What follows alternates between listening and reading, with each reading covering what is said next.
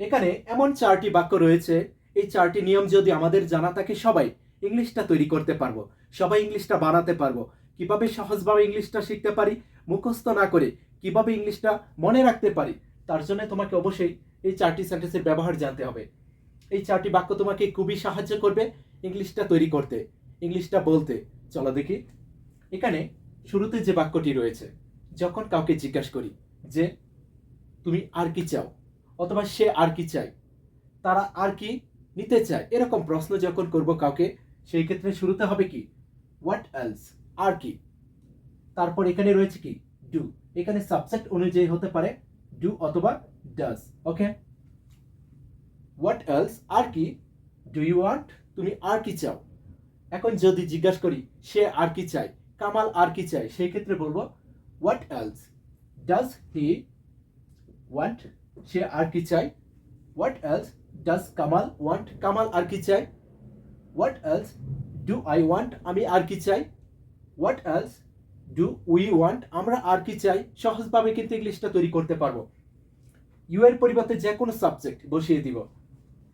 Want এর পরে যে কোনো একটি ভার্বের প্রেজেন্ট রূপ বলবো ওয়ান্ট এর জায়গায়, তাহলে কিন্তু নতুন নতুন সেন্টেন্স হয়ে যাবে। এখানে সাবজেক্ট অনুযায়ী হতে পারে ডু অথবা ডাজ। শুরুতে হবে হোয়াট এলস, আর কি। ক্লিয়ার? নেক্সট, যখন এরকম কথা বলি যে এই জিনিসটা করা যেতে পারে, এটা খাওয়া যেতে পারে, এটা খেলা যেতে পারে, এটা ধরা যেতে পারে, এরকম যখনই কথা বলবো সবাই ইংলিশে বলতে পারবো যদি এই সেন্টেন্সটি ফলো করতে পারি।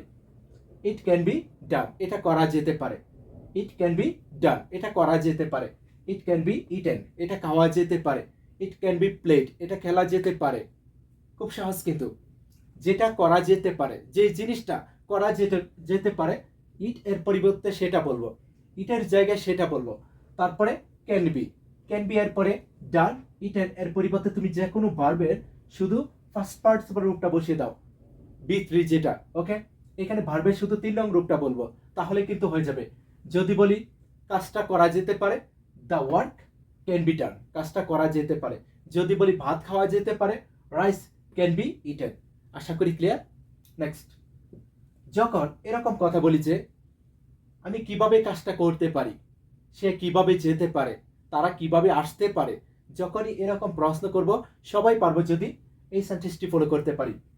হাউ ক্যান, কিভাবে পারি, হাউ ক্যান। তারপর এখানে আইয়ের পরিবর্তে তুমি যে কোনো সাবজেক্ট বসিয়ে দাও। যেই কাজটা করতে পারে তাকে তুমি এখানে বসিয়ে দাও, অথবা যেই কাজটা করে তাকে তুমি এখানে বসিয়ে দাও আইয়ের পরিবর্তে, তাহলে কিন্তু নতুন নতুন সেন্টেন্স হয়ে যাবে। হাউ ক্যান আই ডু, আমি কিভাবে করতে পারি। হাউ ক্যান আই গো, আমি কিভাবে যেতে পারি। হাউ ক্যান আই প্লে, আমি কিভাবে খেলতে পারি। যদি জিজ্ঞাসা করি তুমি কিভাবে করতে পারো, হাউ ক্যান ইউ ডু, তুমি কিভাবে করতে পারো।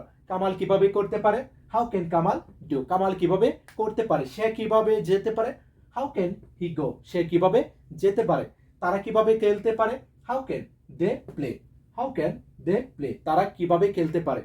এখানে তুমি যে কোনো ভার্বের শুধু প্রেজেন্ট রূপটা বসিয়ে দাও, আইয়ের পরিবর্তে যে কোনো সাবজেক্ট বসিয়ে দাও, শুরুতে how can.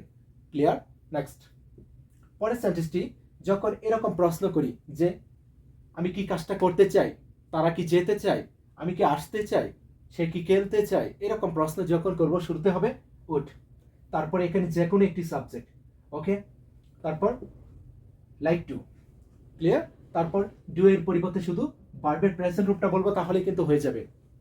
Would I like to do, would I like to do, আমি কি করতে চাই। Would I like to play, আমি কি খেলতে চাই। Would you like to do, তুমি কি করতে চাও। Would Kamal like to do, Kamal কি করতে চায়। Would he like to play, সে কি খেলতে চায়। সবাই ইংলিশে প্রশ্ন করতে পারবো এভাবে। আয়ের পরিবর্তে যে কাউকে এনে বসিয়ে দেব, ডু এর পরিবর্তে শুধু ভার্বের প্রেজেন্ট রূপটা বসিয়ে দেব, নতুন নতুন ভার্বের প্রেজেন্ট রূপটা বসিয়ে দেব।